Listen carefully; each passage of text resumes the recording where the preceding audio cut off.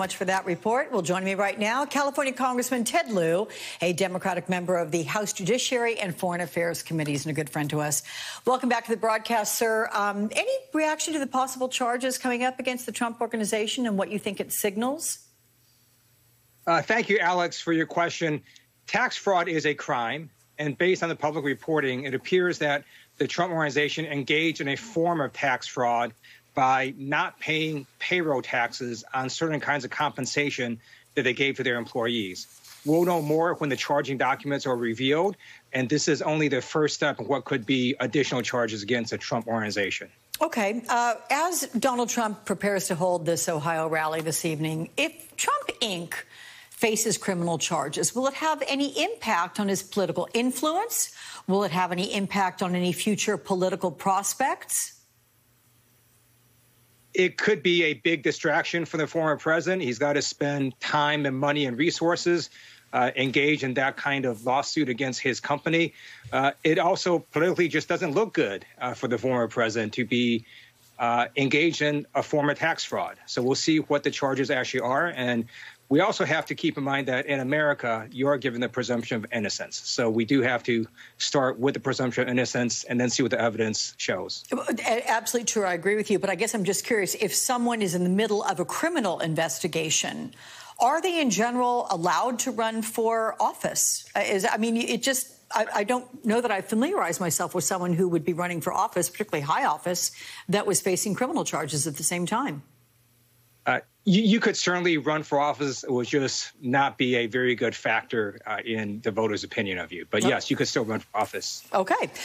Let's turn now, sir, to the January 6th attack on the Capitol. The House is expected to vote next week on Speaker Pelosi's plan for a select committee with subpoena powers to investigate the riot. Your thoughts on that committee, and would you want to serve on it if asked? I'm very pleased that Speaker Pelosi decided to form a select committee on the January 6th insurrection. It will be bipartisan in the sense that there will be both Democrats and Republicans on this select committee. It's important to know that in the House, Republicans cannot block subpoenas. And so that is going to be a very powerful tool for this committee to use. And for the membership of the committee, that is up to the Speaker. So when you're saying Republicans can't block a subpoena, would that include the House Minority Leader, Kevin McCarthy? Could he be subpoenaed then? Yes, he could. It would depend on where the facts and evidence leads the committee to explore. Okay. In terms of a select committee and who would make that up, your colleague Hakeem Jeffries gave MSNBC his prediction for Republicans who could be appointed to serve. Take a listen to what he said. You know, it wouldn't shock me if he chose Jim Jordan, Marjorie Taylor Greene, Lauren Boebert. He's got quite a collection of characters to choose from. It's not my expectation, given Kevin McCarthy's past practice, that he'll do anything other than bend the knee to Donald Trump. In fact, we probably could expect that Donald Trump over the next few days will issue recommendations as to who he thinks should be on this committee.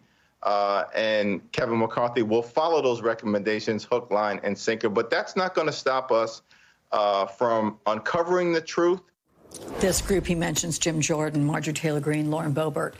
Is that group a possibility? And were that to happen, would it make a mockery of the 1-6 committee, given their positions thus far publicly? The way it works in the House is that each party decides which members they want to put on which committees. So we'll see what Kevin McCarthy does. My hope is that he'll put on reasonable, rational members of Congress. But it is up to the Republican Party. And unfortunately, we are seeing the Republican Party take a very severe right turn and become radicalized as we watch all these folks on their side with conspiracy theories. Hopefully, he won't put those people on the committee. After several weeks, Michael Fanone, of course, an officer who was injured during the Capitol riot, he was finally granted a meeting with Kevin McCarthy, and he asked McCarthy to denounce the House Republicans who voted against the gold medal bill.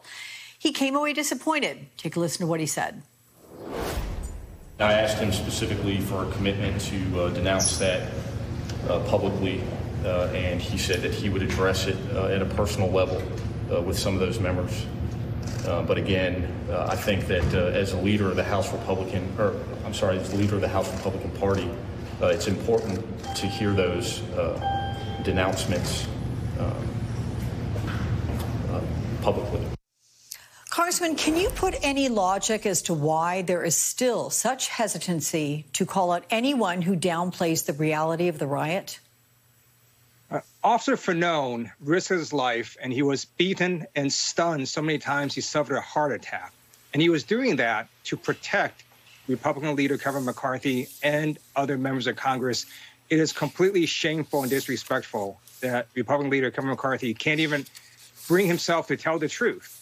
That January 6th, we had an insurrection, that insurrection was not caused by the FBI, it was caused by pro-Trump insurrectionists, and that we should be awarding gold medals to other police officers who defended us. I hope Kevin McCarthy will make these statements public and also just tell the simple truth that the election was not stolen. That is how you show respect for our police officers. All right, California Congressman Ted Lieu, it's always a pleasure. Thank you so much.